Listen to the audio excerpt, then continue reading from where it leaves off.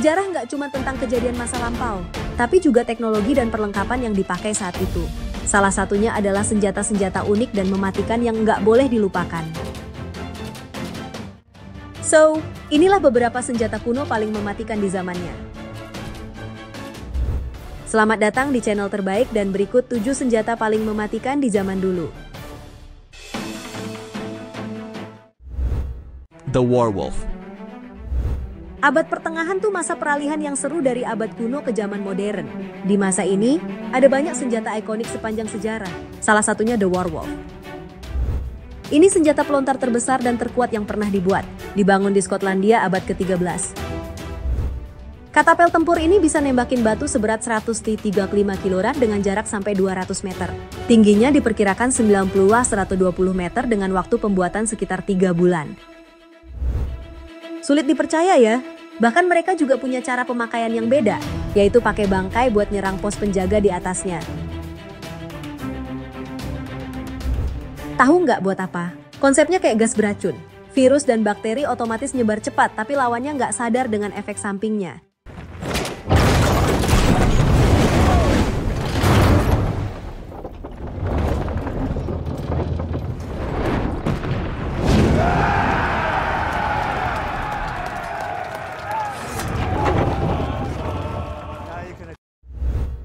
The Claw of Archimedes.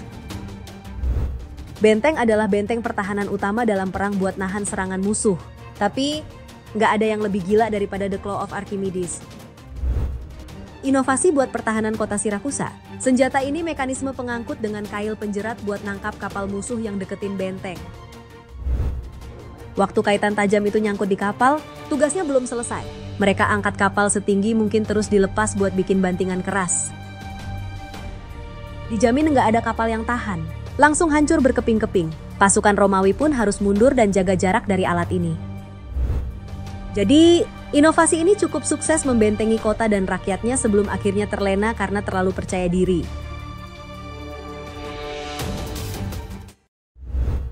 Battering Ram. Alat penggedor pintu adalah inovasi simpel yang maksimal buat ngerobos pertahanan lawan. Inspirasi ini didapatkan dari zaman kuno yaitu battering ram yang skalanya jauh lebih besar. Soalnya yang digedor tuh gerbang pertahanan atau benteng batu musuh. Dilansir dari Weapons from History, munculannya udah tercatat sejak zaman Mesir kuno sekitar 2000 sebelum Masehi.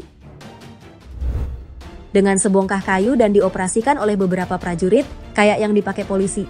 Alat ini butuh momentum dari setiap ayunannya. Tapi, kelemahannya jelas terekspos karena awalnya nggak diperhitungkan perlindungan prajurit.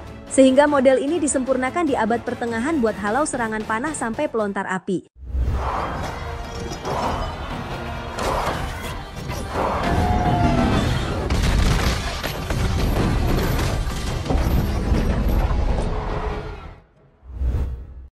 The Chakram. India juga punya senjata legendaris jarak dekat yang udah ada sejak 2000 tahun lalu, yaitu The Chakram.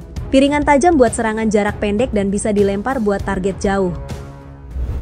Awalnya alat berburu, tapi perlahan berevolusi karena perang. Dikutip dari American Blades Pro, penggunanya dari kalangan kerajaan atau pejuang Sikh, yang udah dapat pelatihan ketat biar punya keahlian di atas rata-rata. Selain itu, mereka harus terbiasa dengan bentuk bulatnya, yang bisa bikin bingung lawan saat menangkis serangan atau merubah arah tiba-tiba. Tapi saat udah bisa maksimalin kemampuannya, senjata ini bakal sangat berbahaya dan bisa nancap dalam banget, apalagi buat motong target. Sulit sih ya bayangin gimana rasanya. 2, 1, engage!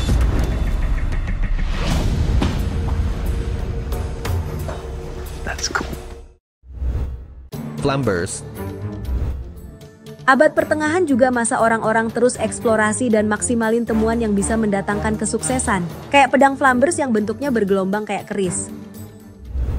Dikutip dari Sordas, senjata ini diproduksi di negara-negara Eropa.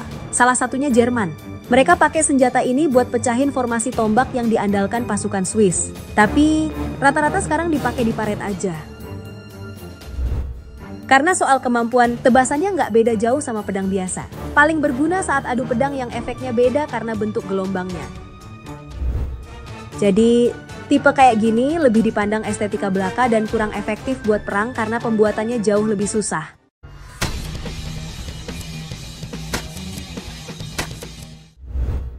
Urumi. Keunikan India nggak cuma senjata cakram aja, tapi juga pedang ciptaan mereka yaitu Urumi. Pedang fleksibel dengan berbagai variasi. Cara nyerangnya mirip Shambuk, tapi bedanya dari material baja tipis yang sangat tajam.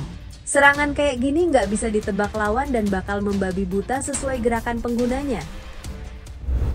Jadi, dibutuhkan pengalaman dan latihan intens supaya nggak jadi senjata makan tuan. Pedangnya cukup panjang, sekitar 122–160 cm. Bayangin aja gimana pedang itu diayunkan cepat. Jumlah cambuknya bisa sampai 32 helai menurut artikel dari Stardust. Mungkin satu-satunya cara ngalahin senjata itu dengan pojokin ke tempat sempit atau dikepung dari segala arah.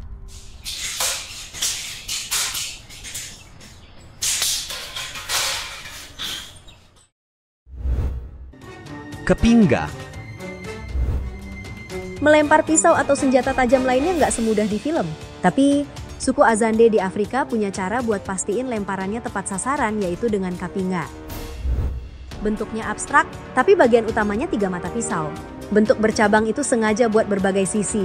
Jadi kalau lemparan meleset masih ada ujung runcing lainnya. Saat digunakan jarak dekat, cara kerja pisau ini kayak kapak. Dikutip dari Delicia, setiap senjata punya bentuk beda sebagai simbol kekuatan masing-masing pemilik. Alat ini nggak boleh dimiliki siapa aja. Hanya orang terpilih dan raja yang berhak memakainya. Bahkan sekarang, senjata ini posisinya sebagai benda kuno buat menghargai leluhur dan penggunaan acara penting aja.